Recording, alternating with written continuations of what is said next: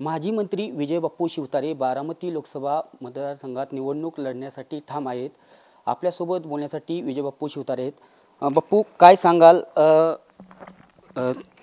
12 तारखेला आपण निवडणूक फॉर्म भरणार आहात. त्यानंतर आज गावात प्रचारात तुम्ही विविध ठिकाणी भेटीगाठी देखील लोकांचे चालू केलेले आहे. कसा प्रतिसाद आहे? लोकांच्या काय भावना आहेत आणि कशी रणनीती असणार आहे आगामी काळात? इंदापूर, खडकवासल्याचा काही भाग, भोर अशा 2-3 तालुक्यामध्ये अनेक अख्खा दिवस 15-15, 16-16 तास बैठका झाल्या, लोकांच्या गाठीभेटी झाल्या. प्रचंड प्रतिसाद आहे. म्हणजे कोणी विश्वास ठेवणार नाही एवढा अंडर करंट आहे. आणि जे मी म्हणत होतो ते अगदी सार्थ लोकांनी ठरवलं आहे की पवार प्रो मतदान जे आहे ते दोघांमध्ये विभागून जाईल, परंतु अँटी पवार जे मतदान आहे प्रचंड प्रत्येक वेळचं त्याचा बारकाईने सखोल अभ्यास करून आम्ही जे केलं आहे तर त्याच्यातून असं दिसतं आहे की ते खूप वाढलेलं आहे आणि ते मतदान यावेळेस निर्णायक ठरणार आहे. लोकांच्या बोलतानासुद्धा लोक घाबरतात काही लोक, परंतु खूप कडवट प्रतिक्रिया आहेत आणि ते मतपेटीमधूनच बाहेर पडेल. बाप्पू, कालपासून महायुतीस अशी चर्चा चालू आहे की महादेव जानकर बारामती मतदारसंघातून निवडणूक लढवणार अशी चर्चा करते. तर या संदर्भात आपण एक महायुतीतील एक प्रमुख नेते आहात, आपली काय भूमिका असणार आहे? मी असं आहे की मी महायुतीचाच माणूस आहे, त्याच्याबद्दल वाद नाही. पण स्थानिक राजकारण जे आहे ना ते पवार आणि अँटी पवार, कदाचित ते जर नसतं तर हे झालंसुद्धा नसतं. महायुतीशी एकनाथभाई शिंदे, देवेंद्र फडणवीस या सगळ्यांशी माझं एकदम चांगलं रेपो आहे. परंतु स्थानिक परिस्थितीमध्ये ही अशा प्रकारची संधी परत मिळणार नाही, त्यामुळे हे करणं क्रमप्राप्त आहे म्हणून मी विरोधात आहे. महादेव जानकर जरी इथे आले, माझे चांगले मित्र आहेत, ते आले तर वेलकम आहे. बाप्पू, मुख्यमंत्र्यांनी या बारामती लोकसभा मतदारसंदर्भात तुम्ही अनेक वेळा भेटलात. शिवसेनेच्या नेत्यांनी देखील तुमची या बारामती मतदारसंघात समजूत काढण्याचा अनेक वेळा प्रयत्न केलात, पण तुम्ही भेटल्यानंतर बारामती मतदारसंघातून महायुतीतून निवडणूक लढवणार अशी शिवसेनेच्या वतीने कधी मागणी केली का मुख्यमंत्र्यांकडे? मुख्यमंत्र्यांकडे मी मागणी केली होती की ही जागा आपल्याकडे घ्या. दोन्ही घरामध्ये जरी वाद असेल तरी अजितदादांनी लोकांना थोडं दुखावलेलं आहे, त्याच्यामुळे अडचणीचं मला आम्ही ग्राउंडवर फिरणारे लोक आहोत, त्याच्यातून मला ते दिसत होतं. आणि म्हणून मी त्यांना विदित केलं होतं की महाविकास आघाडीचा जो क्रायटेरिया, महायुतीचा जो क्रायटेरिया निवडून येणे आणि एक एक खासदार असा जर असेल तर त्याच्यामध्ये ही सीट मी लढणे गरजेचे आहे, जेणेकरून त्याच्या माध्यमातून 100% ही सीट आपण जिंकू असं मी त्यांना सांगितलं होतं. शिवसेनेवरती कडून घ्या. अगदीच जर समजा ती सीट सततची भाजपकडे होती बारामतीची आणि जर तसं जर काही ठरत असेल तर जसं आढारावांचं ते सेनेमधून राष्ट्रवादीमध्ये गेले तसं जरी काय आपल्याला करता येत असेल आपल्या पूर्वपरवानगीने, असं नाही तर निश्चितपणे अगदी भाजपच्या कमळ चिन्हावर लढायला देखील माझी काही हरकत नाही. सीट जिंकणे महत्त्वाचं जे आहे, मोदी साहेबांना तिसऱ्यांदा पंतप्रधान जे बनवायचं जे स्वप्न आहे ते एक एक सीट महत्त्वाची आहे, म्हणून मी ही सगळी कल्पना त्यांना दिलेली आहे. महायुतीतनं समजा आपल्याला ही सीट देण्याची तयारी झाली तर आपण निवडणुकीला त्या प्रमाणात सामोरे कशा पद्धतीने जाणार? महायुतीतून दिलं तर काय सोन्यावर पिवळं झालं ना. राष्ट्रवादी काँग्रेसमधले काही नेते तुम्ही ज्यावेळेस बारामती मतदारसंघात बंड झाले त्यावेळेस म्हणत होते की शिवसेनेचा जिथे उमेदवार असेल तिथं आम्ही उमेदवार उभा करणार. काल राष्ट्रवादीचे प्रवक्ते उमेश पाटील यांनी तर महायुतीतून बाहेर पडण्याचाच एक प्रकारे इशारा दिलेला. अजितदादांची आता प्रेस झाली, मी पाहिली. खाली काय नाव त्यांचं बोललं तुम्ही? उमेश पाटील वगैरे. त्यांना जेवढं सांगेल तेवढं बोलायचं असतं आणि ते अशी मंडळी ही काही नेते नाही आहेत ते, त्यामुळे त्यांच्या बोलण्यानं तेवढासा अर्थ नाही. दादांची आता प्रेस झाली होती आणि त्यांनी जे सांगितलेलं ते अल्टिमेट आहे की महायुती भरभक्कमपणे पुढे जाईल, हे अर्थात त्यांनी सांगितलेले. युतीमध्ये जे ठरलंय ते करायला पाहिजे असं काल बरेचसे गोगावले म्हणालेत. आज शिवसेनेचे प्रवक्ते संजय शिरसाट देखील म्हणालेत की फॉर्म भरेपर्यंत आमचे त्यांचे संबंध राहतील. जर त्यांनी फॉर्म भरला तर आमचे संबंध संपुष्टात येतील आणि मुख्यमंत्री योग्य ते निर्णय घेतील असं संजय शिरसाट. बरोबर आहे त्यांचं. बाप्पू, सद्यस्थितीत तुम्ही कालच म्हटलं होतं की सुप्रिया सुळे खासदार बऱ्याच वर्षापासून येत आहेत, अगदी राज्यसभेच्या देखील होत्या, 15 खासदार लोकसभेचे देखील आहेत, पण त्यांनी त्या प्रमाणात राहिलेल्या तालुक्यांच्यात त्यांनी कामं केली नाही असं काल तुम्ही बोलले. त्यांनी कुठेच कामं केली नाहीत. मी सांगतो ना, बारामतीच्या त्या खासदार राहिलेले आहेत. बारामतीच्या पश्चिम पट्ट्यातील 29 गावात आजही प्यायला पाणी नाही. वस्तुस्थिती आहे ना, आपण जाऊन सगळ्यांनी शूट करा. ते आजही एक महिन्यापूर्वी तिथे रोष झाला, उपोषण झालं आणि त्या उपोषणाच्या दरम्यान एका वरिष्ठ मातोश्रीने माईकवरून स्वतः सुप्रिया सुळे समोर उभे असलेले असताना, आम्ही अगोदर मतं तुमच्या वडिलांना दिली, मग भावाला दिली, आता तुम्हाला 15 वर्षे दिली, तरी तुम्ही आम्हाला फसवताय, पाणी प्यायला नाही आहे, शेतीला पाणी नाही आहे, आता आम्ही तुम्हाला फसवू का? हा रोष, ही रिॲक्शन संपूर्ण महाराष्ट्राने ती क्लिप पाहिलेली आहे. त्यामुळे त्यांनी काम केलेलं नाही. मला कुठे काय काम केलं त्यांनी दाखव. पुरंदरला त्यांनी काय काम केलं दाखव. मी तर म्हणतो की ठीक आहे, खासदारांना सेंट्रल गव्हर्नमेंटमधून काय फंड्स मिळतात, स्टेट गव्हर्नमेंटचे काय मिळतात, याच्या पलीकडे जाऊन खासदार म्हणून तुम्ही तुमच्या भूमिका पार पाडायला पाहिजेत. काय उदाहरण देतो, फुरसुंगी आणि देवाची उरुळी या ठिकाणी 118 कोटीची जी योजना होती, ती 118 कोटीची जी योजना होती ती 3 वर्ष महाविकास आघाडीचं सरकार असताना बंद होती. 80% काम झालं होतं, 25 कोटी पाहिजे होते, नाही झालं ते काम, 1 रुपया दिला गेला नाही. किती वेळा सुप्रिया सुळेंनी खासदार म्हणून फुरसुंगी आणि देवाच्या उरुळीचाही भाग किती वेळा त्यांनी बैठक घेतली, मुख्यमंत्र्यांशी किती वेळा घेतली, पाणीपुरवठा मंत्र्यांशी किती वेळा घेतली. का पैसे आपले बंधू अजित पवार हे अर्थमंत्री असताना 25 कोटी देऊन ही योजना पूर्ण केली पाहिजे, यासाठी तुम्ही काय प्रयत्न केले ते डॉक्युमेंटरी एव्हिडन्स दाखवावेत. 1 नंबर 2, डॉक्युमेंटरी एव्हिडन्सने तुम्ही जर काही प्रयत्न केले असतील असं दाखवत असतील तर तुमचा बंधू तुमचं ऐकत नव्हता. का ऐकत नव्हतं? सरकार तुमचं होतं, त्याचंही उत्तर द्यावं. गुंजवणीचं धरण मी पूर्ण केलं, त्याच्या ऑर्डर्स पाईपलाईनच्या आपण पूर्णपणे ऑर्डर्स दिल्या, ते पूर्ण का होत नाही, कुठे अडकलेले? खासदार म्हणून तुमची जबाबदारी होती ना. तिथे वेल्ल्यामध्ये पाणी आहे त्या प्रकल्पाचं, भोरमध्ये पाणी आहे 16,000 एकरला, आणि पुरंदरमध्ये सुद्धा पाणी आहे.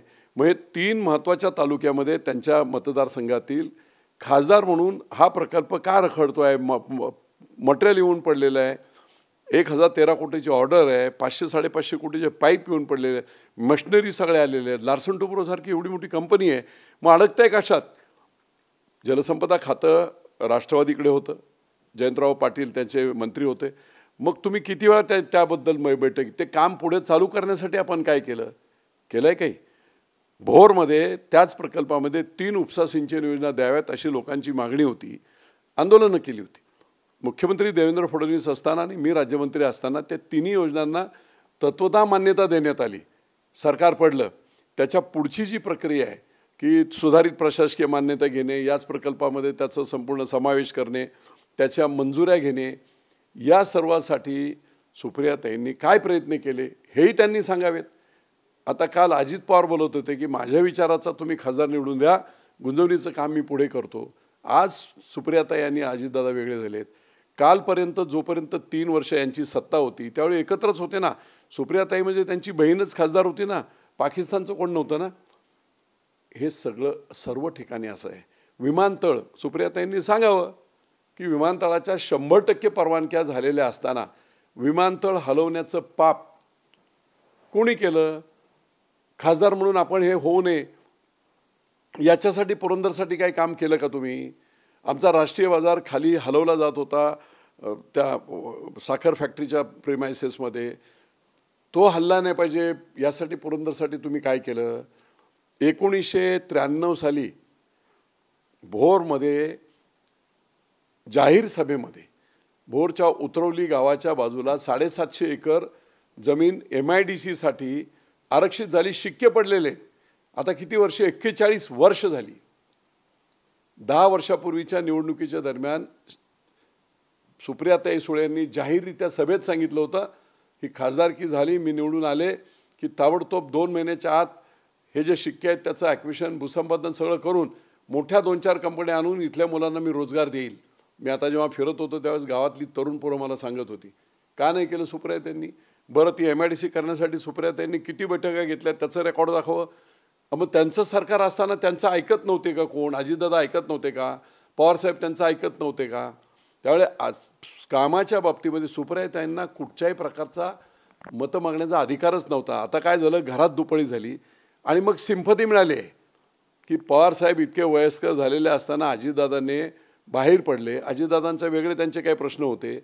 बाहेर पडल्यामुळे घरात आता नणंद विरुद्ध भाऊजाई, मग इतक्या वर्ष त्यांना सांभाळलं, मग इतकं मोठं केलं, तरी ही जी सिंपती आहे पवारसाहेबांच्या वयाची, त्यांच्या कर्तृत्वाची आणि त्याच्याबरोबरीने हे सगळं जे स्प्लिट झालं घरामध्ये, घर दुभंगलं, त्याचा फायदा आता सुप्रियाताईंना होतो आहे की अजितदादा जरा कडक आहेत, मग दगडापेक्षा वीट मऊ म्हणून त्यांना हे मिळतं आहे. पण सुप्रियाताईंना मत मागण्याचा कसलाही अधिकार नाही. त्यांना 15 वर्ष देऊन तुम्ही संसदरत्न झाला, तिथे तुम्हाला 9 वेळा संसदरत्न मिळालं. काय ह्याच्यावर काय केलं? ग्राउंड लेवलला काय केलं? जे काय केलं किंवा काही सेंट्रल गव्हर्नमेंटचे प्रोजेक्ट ते कुठे आहेत? सगळे बारामतीत. डेअरीचे अनुदानित सगळे प्रकल्प कुठे? बारामतीत. ते सुद्धा शहराच्या बाजूच्या त्यांच्याच संस्थामध्ये.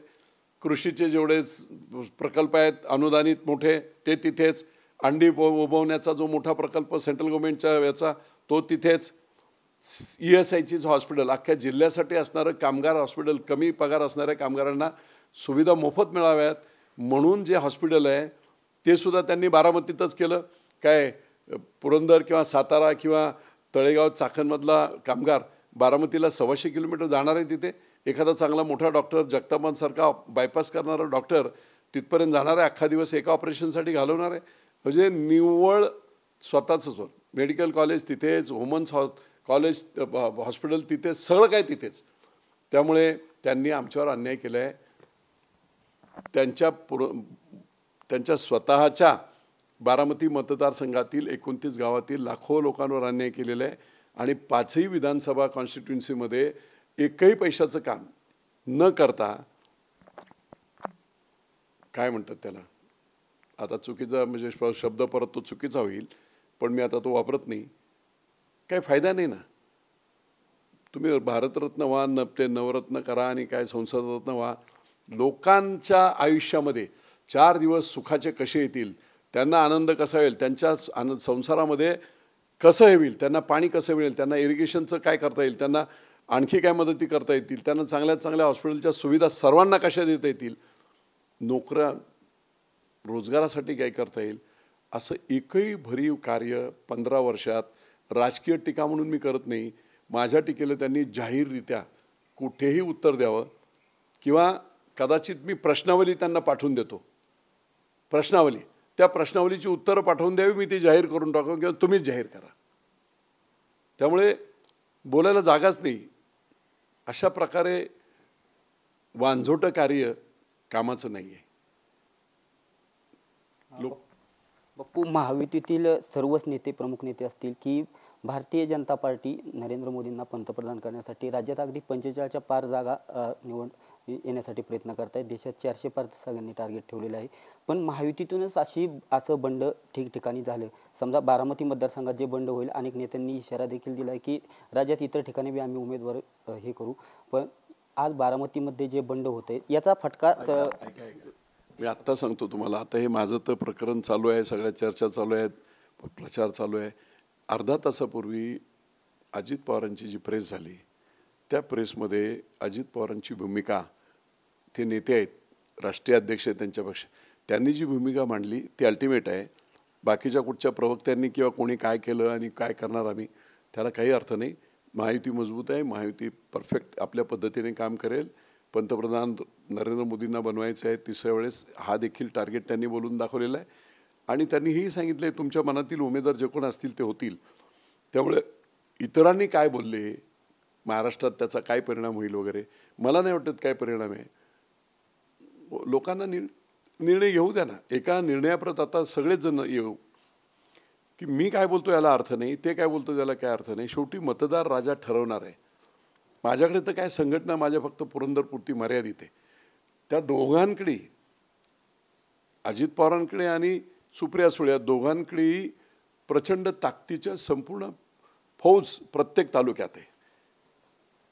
कार्यकर्ते आहेत. पण मतदारांना ते कार्यकर्ते किती असतात? 5%, 10%. 90% मतदार हा स्वतःचा. आता सध्या नवऱ्याने सांगितलं बायकोला की मतं कर, तो ऐकत नाही ती. किंवा एखाद्या नोकराला मालकाने सांगितलं की बा असं मतदान करायचं, तो ऐकत नाही. तो आता स्वतंत्र विचारशैली टी व्ही मीडिया याच्यातून प्रत्येकाला आपापली आहे. चांगलं काय वाईट आहे याचं आहे. माझ्या 2 दिवसातल्या सगळ्या ह्या माझ्या ॲक्शन्समुळे प्रेसमुळे लोकांपुढे जेव्हा मी गेलो आहे, प्रचंड रिॲक्शन्स अख्ख्या महाराष्ट्रातून आले आहेत की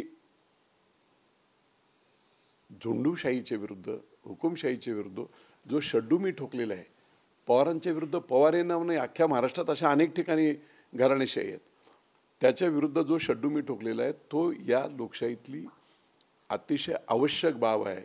पंतप्रधानसुद्धा बोलत आहेत की लोकशाहीला घातक घराणेशाही आहे. मेरिटवर आणि वेगवेगळ्या लोकांना संधी मिळेल, निर्णय प्रक्रियेत ते आले पाहिजेत, आमदार झाले पाहिजेत, खासदार झाले पाहिजेत आणि डेडिकेटेड पद्धतीने जनतेची सेवा करायला हवी. आता जे बरंच बाजारू राजकारण झालं आहे त्याला कुठेतरी हे ब्रेक बसावा अशा प्रकारची मानसिकता आता निश्चितपणे सर्वसामान्य लोकांमध्ये आहे. आणि म्हणून 90% जो मतदार आहे तो कुठच्या पक्षाचा असेल काय असेल, पण तरी त्याची सद्विवेक बुद्धी जेव्हा जागी असते त्यावेळेस तो बरोबर काम करतो. अशी अनेक उदाहरणं झालेली आहेत. साधी कालची थेऊर कारखान्याची, साध्या एका कारखान्याची निवडणूक झाली. एका बाजूला प्रस्थापित होते मोठे मोठे आणि दुसऱ्या बाजूला सर्वसामान्य शेतकरी होते जे तळमळीचे आहेत. लोकांनी उचलून प्रस्थापितांना फेकून दिलं बाहेर आणि सर्वसामान्य 100% लोक निवडून आले आहेत. एक शीतावरून भाताची परीक्षा आज जनतेमध्ये आणि वोटर्समध्ये, मतदारांमध्ये प्रामाणिकपणे जनतेची सेवा कळकळीने करणारा कोण आहे, कशाच्या विरुद्ध ही लढाई चालली आहे, हे राजकीय नाही.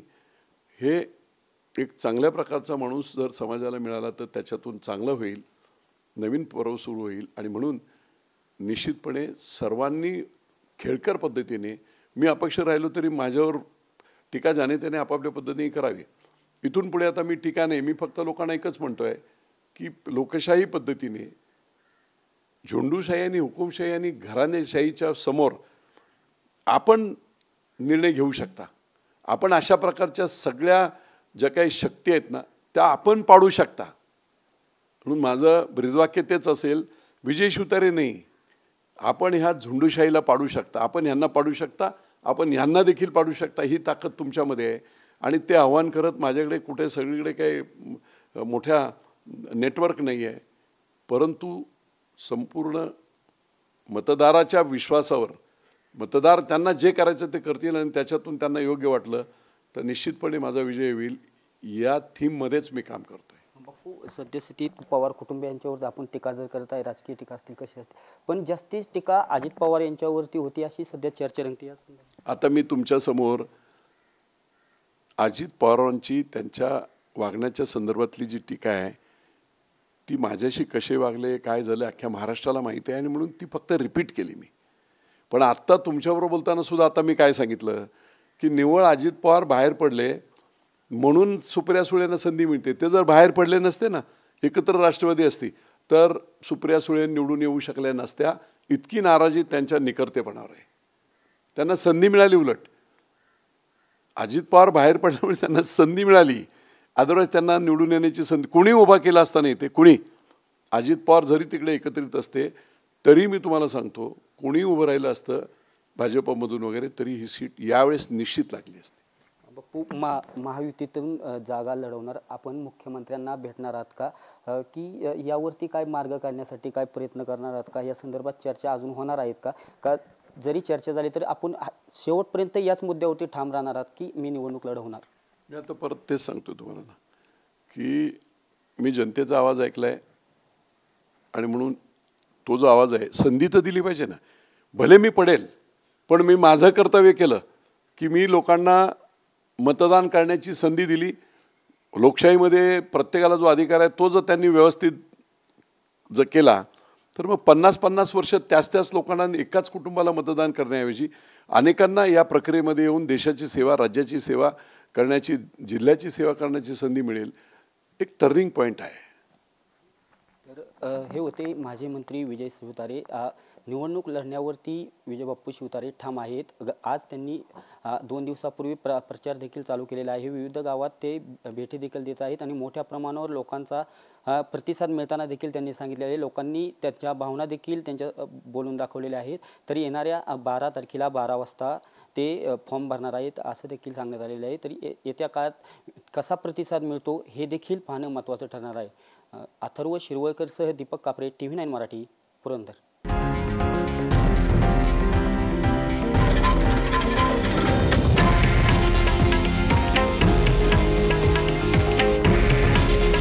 हे आहे देशातील नंबर 1 न्यूज नेटवर्क आणि आपण पाहत आहात TV9 मराठी. काळजी तुमची, हित महाराष्ट्राचं.